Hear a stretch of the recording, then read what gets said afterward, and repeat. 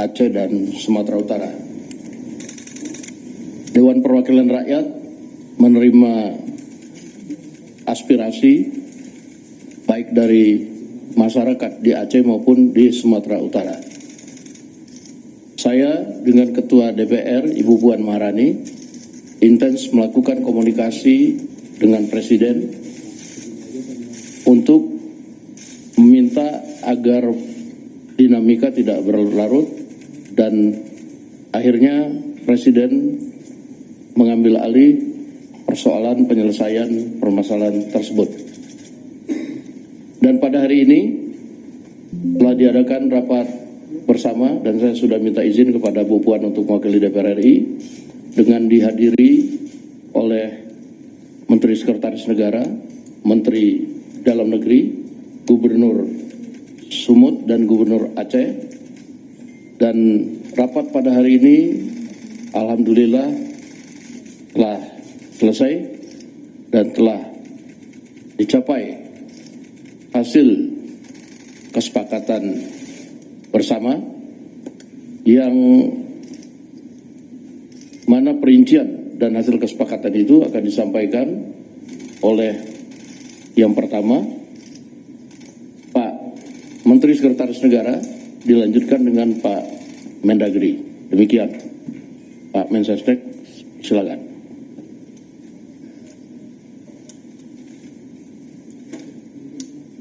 Baik, teman-teman media yang kami hormati, pertama-tama izinkanlah kami mengucapkan terima kasih sudah berkenan menunggu. Sebagaimana tadi yang sudah disampaikan oleh Bapak Wakil Ketua DPR, pada hari ini pemerintah dipimpin langsung oleh Bapak Presiden. Tadi kita mengadakan rapat terbatas dalam rangka mencari jalan keluar terhadap permasalahan dinamika 4 pulau di Sumatera Utara dan di Aceh.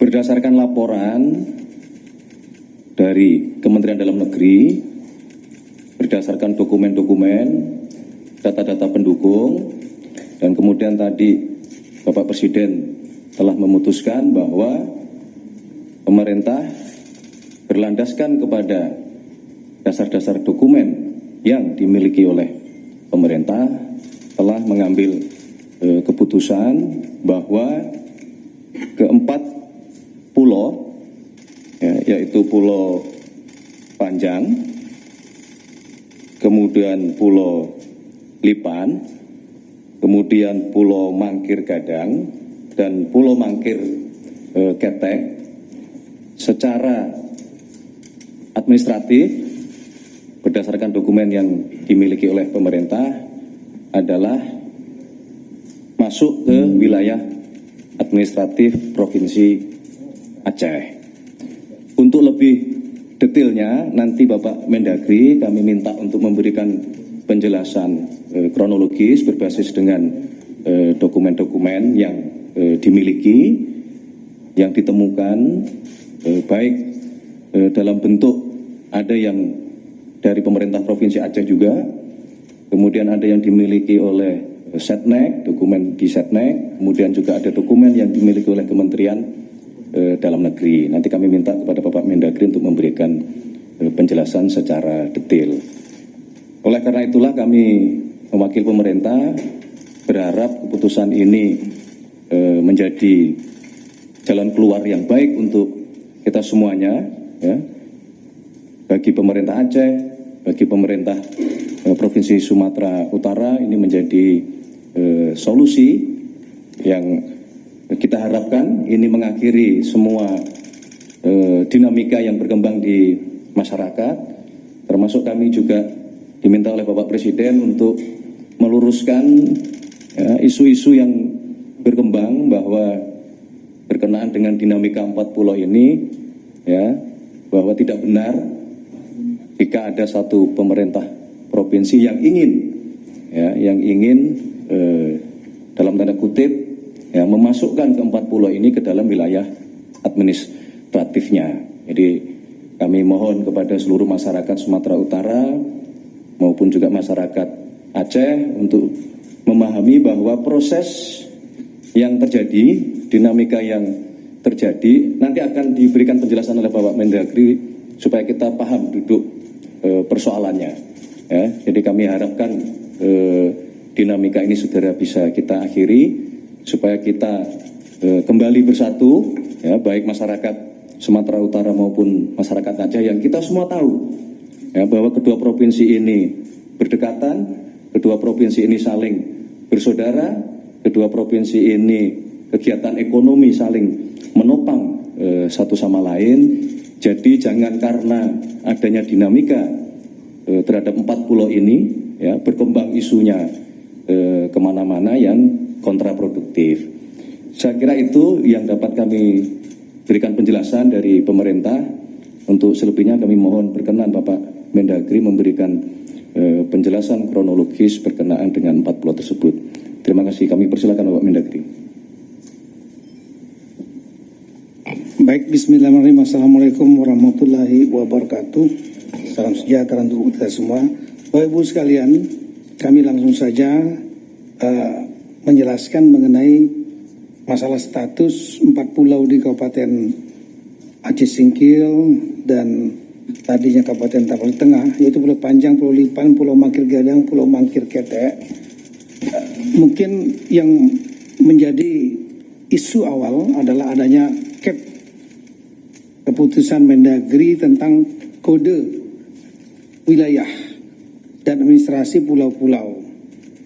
Nah, ini Bapak Ibu sekalian, Kemendagri berdasarkan Undang-Undang Nomor 23 Tahun 2014 tentang pemerintahan daerah itu memberikan tugas atau mandat kepada Mendagri di pasal 401 tentang penegakan batas cakupan wilayah luas satu daerah ditetapkan dengan peraturan Mendagri. Kemudian penegasan batas termasuk cakupan wilayah dan penentuan luas dilakukan berdasarkan perhitungan teknis dibuat oleh lembaga yang membidangi informasi geospasial, ini namanya BIG. Kemudian setelah itu dibuatlah peraturan Mendagri pada tahun 2021, 13 Desember 2021 tentang tata cara pengkodean administrasi wilayah dan pulau-pulau. Sehingga akhirnya ini selain berguna untuk administrasi pemerintahan, pembentukan tata ruang, batas wilayah itu sangat penting. Kemudian juga untuk penyusunan APBD dan isu-isu lain yang perlu diselesaikan, penghitungan APBN, DAU, DAK, dan lain-lain. Nah, kemudian kita juga memiliki kepentingan eksternal, yaitu kita mendaftarkan atau menyampaikan tentang kondisi rupa bumi dan pulau-pulau se-Indonesia. Ini penting bagi kita supaya kita sudah kita sampaikan dan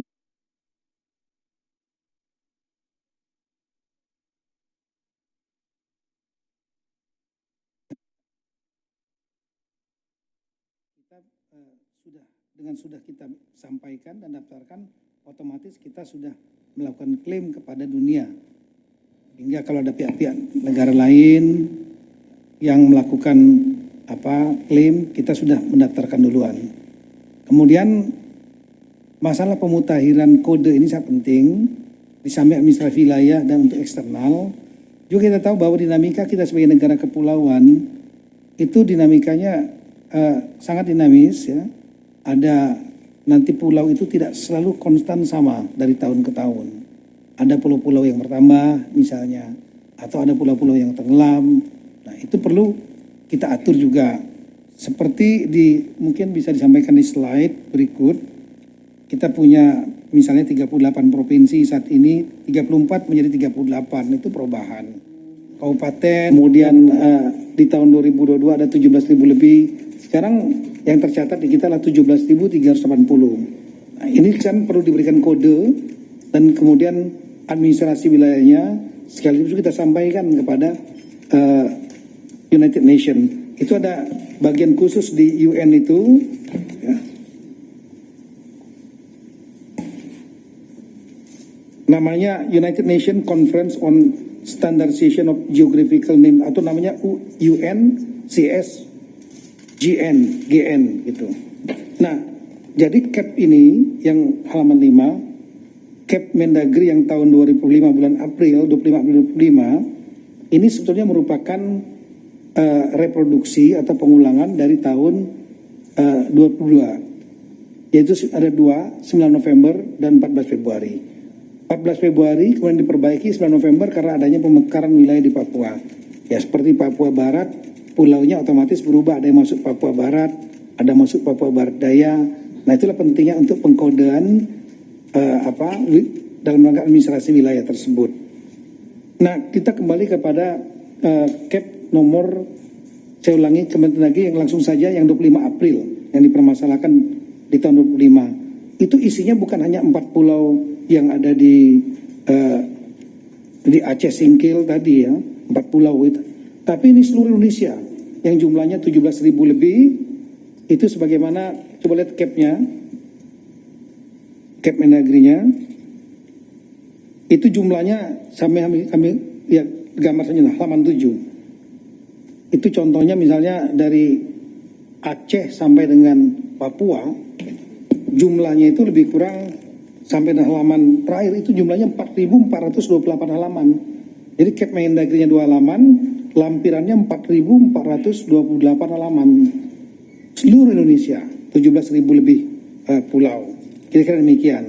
Namun kemudian di dalam cap itu 4 pulau yang sekarang kita polemikkan itu masuk ke dalam cakupan wilayah Sumatera Utara. Nah, kenapa demikian? Karena ada beberapa rapat pada sebelumnya, di masa-masa sebelumnya, di waktu sebelumnya. Sekali lagi, cap ini mengulangi cap di tahun 2022, yaitu adanya rapat tentang antar instansi. Di kita ada namanya tim pembakuan rupa bumi, di antaranya Kemendagri menurut aturan sebagai lead agency.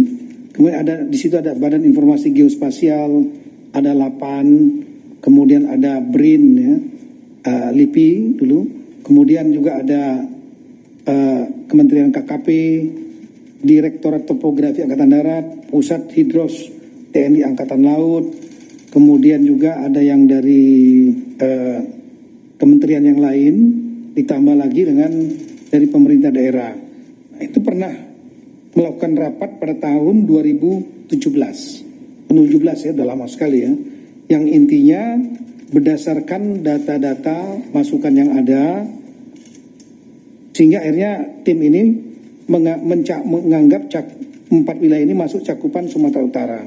Dasarnya adalah di tahun 2009, di tahun 2008 pernah dilakukan verifikasi pulau-pulau, di antaranya seluruh Indonesia, di antaranya di Aceh, untuk Aceh dan juga untuk Sumatera Utara. Dan di tahun 2008, saya ulangi, dari tahun 2008 itu Sumatera, 4 pulau ini tidak masuk dalam cakupan wilayah provinsi Daerah Istimewa Aceh yang dimasukkan. Ada namanya, tapi koordinatnya ada di gugusan Pulau Banyak. Kalau mungkin bisa digambarkan, ya ini dia. Jadi kita lihat bahwa ini kelihatannya, oh ya. Kita lihat di dalam peta ini saja, kalau di sini kan nggak ada di belakang. Di tahun 2008 dan di tahun 2009 itu Gubernur Aceh itu tidak memasukkan 4 pulau yang ada sekarang kita permasalahkan, itu tidak masuk dalam Kabupaten Provinsi Aceh, tapi adanya di gugusan Pulau Banyak yang lebih kurang 70 km dari 4 pulau yang ada sekarang ini. Nah, sementara surat dari Gubernur Aceh, Nurul Sumut, itu memasukkan ke dalam 4 ini masuk dalam tahapan di tengah. Ini suratnya ada. Ini 28 ya, dan 2009. Nah, kemudian di tahun 2009 juga pernah, saya ulangi, di tahun 2017 pernah kemudian dari Provinsi Aceh, ya, saya ulangi, pemerintah daerah Aceh mengirimkan surat keberatan dan memasuk untuk 4 pulau ini masuk ke pemerintah Provinsi Aceh, Kabupaten Singkil, tapi tanpa koordinat. Koordinatnya salah gitu. Nah, dengan dasar itulah kemudian di tahun 2017 itu dia dimasukkan dalam cakupan Sumatera Utara. Di tahun 2022 ketika diterbitkan Kep Mendagri yang pertama, ya, Badan Informasi Geospasial pun masuk dalam cakupan Tapanuli Tengah. Berdasarkan tadi surat 2 tadi, Gubernur Sumatera Utara dan Gubernur Sumut. Meskipun ada beberapa koreksi, tapi memang data pendukungnya tidak kuat. Artinya fotokopi dan lain-lain. Nah, di tahun 2022 ini dengan adanya Kep Mendagri tentang pemasukan wilayah pecakupan wilayah 4 pulau ini ke Tapanuli Tengah. Waktu itu gubernurnya Aceh Pak Nova ya, kemudian gubernur Sumateranya Pak Edi Ramayadi. Keberatan dengan menunjukkan data historis dan juga dokumen-dokumen. Salah satu dokumen yang sangat penting adalah dokumen tentang kesepakatan antara gubernur Aceh saat itu Pak, ya ini dia. Saya ulangi, surat gubernur Aceh ini keberatannya 2022. Yang diberikan adalah surat, salah satunya dokumen surat kesepakatan 2 gubernur di tahun 1992 yang disaksikan oleh Menteri saat itu Pak Rudini. Ini suratnya ditandatangani Bapak Gubernur Aceh saat itu Pak Ibrahim Hasan. Sementara dari Sumatera Utara Pak Raja Inal Siregar. Nah, ini dokumen fakta ya. Kesepakatan bersama 1992 yang intinya untuk batas wilayah di poin nomor 3, batas wilayah untuk Tapanuli Tengah dan Aceh, itu Provinsi Aceh dengan Tapanuli Tengah. Saat itu Aceh belum Singkil, belum mekar nih. Itu mengacu kepada Statblad nomor 6604 1998 dan peta topografi TNI AD 1978. Inilah petanya. Nah, dengan adanya peta ini tentu kita mempertimbangkan kemungkinan 4 pulau ini masuk ke Aceh. Namun saat itu dokumennya hanya dokumen fotokopi.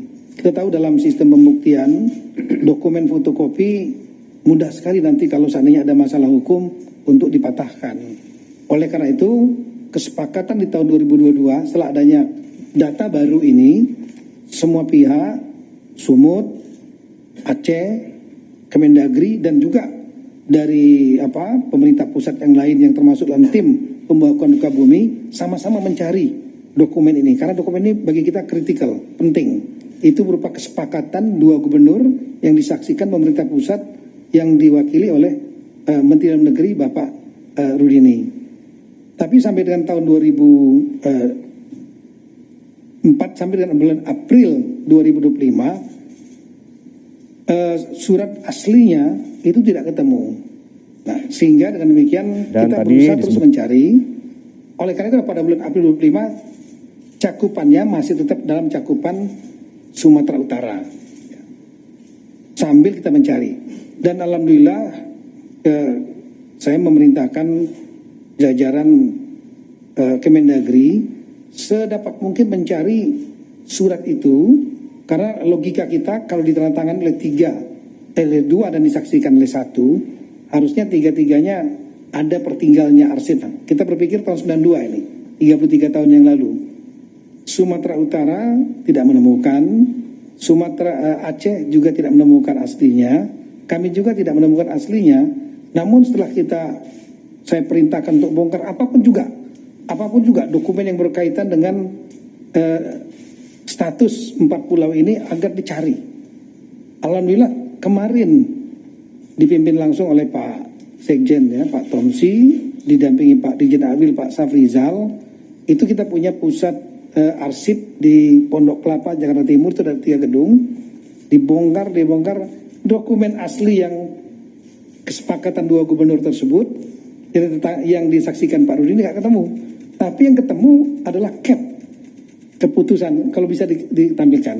Nah inilah dokumen yang menurut kami sangat penting, yaitu Kep Mendagri nomor 111 tahun 1992. Ini tanggalnya adalah 24 November 1992. Di sini nggak ada tanggalnya, tapi di dalam lampiran, saya ulangi, ada satu kertas yang di situ menunjukkan bahwa ini dokumen yang masih warna kuning nih. Ya. Lama sekali. Ya. Makanya saya buatkan berita acara. Saya sampaikan yang menemukan agar buat berita acara. Dan berita acara sudah kita sampaikan. Karena ini dokumen peristiwa penting yang harus didokumentasikan. Dan mereka yang menemukan bisa menjadi saksi. Ya. Bukan diada-adakan misalnya. Dan ini tertanggalnya surat di sini tertanggal 21/11/92 di arsipnya sini. Ya. Dokumen ini kenapa penting? Dokumen ini menunjukkan bahwa adanya semacam pengakuan mengendorse bahwa kesepakatan antara dua gubernur di tahun 1992 itu yang fotokopi tadi benar adanya. Jadi menjadi legalisasi bahwa kesepakatan itu terjadi. Nah, ada poin yang sangat penting sekali dalam poin itu. Dalam Kep Mendagri maupun kesepakatan itu. Dalam kesepakatan dua gubernur tersebut disampaikan batas wilayah, ada 4 poin batas wilayah. Kalau mungkin bisa ditunjukkan yang kesepakatan dua gubernur yang tadi. Di poin yang nomor 3 disebutkan ya, diantaranya mengacu kepada batas wilayah Sumatera Utara dan Provinsi Sumatera Utara dan Aceh itu mempedomani kedua belah pihak disaksikan oleh Menteri Negeri mempedomani peta topografi TNI AD 1978. Nah, kita cari, kita buka petanya yang mana? Lihat petanya, inilah petanya. Peta topografi TNI AD tahun 1978. Kalau kita melihat di situ ada titik-titik garis di darat dan di lautnya. Yang menarik adalah di lautnya ada garis sendiri, titik-titik. Tolong dilihat ya. Dan ini menjadi dasar bagi kita bahwa 4 pulau yang dimaksud, pulau paling atas ya, Mangkir Besar, Gadang namanya, Mangkir Kecil, Ketek. Kemudian yang tengah Pulau Lipan, yang paling putih itu paling besar namanya Pulau Panjang. Itu tidak masuk wilayah Sumatera Utara, tapi masuknya adalah Aceh. Nah, kalau kita lihat lagi lebih detail lagi, coba lihat petanya yang kita zoom. Nah, ini peta aslinya yang menjadi lampiran kesepakatan antara dua gubernur. Yang sebelah kiri. Kalau gini nggak begitu terlihat ini. Kemudian di dalam Kep Mendagri juga disebutkan ini. Nah, kita coba zoom di sebelah kanan, kita sangat terlihat jelas. Jadi Singkil waktu itu masih kecamatan Singkil. Tapon di tengah sudah menjadi kabupaten. Itu yang warna merah itu kami yang melingkari untuk supaya kita bisa melihat dengan jelas. Nah, di situ terlihat ada titik-titik, ada pulau 1, 2, 3, 4 di lautnya. 4 pulau itu di luar titik-titik batasnya Sumatera Utara.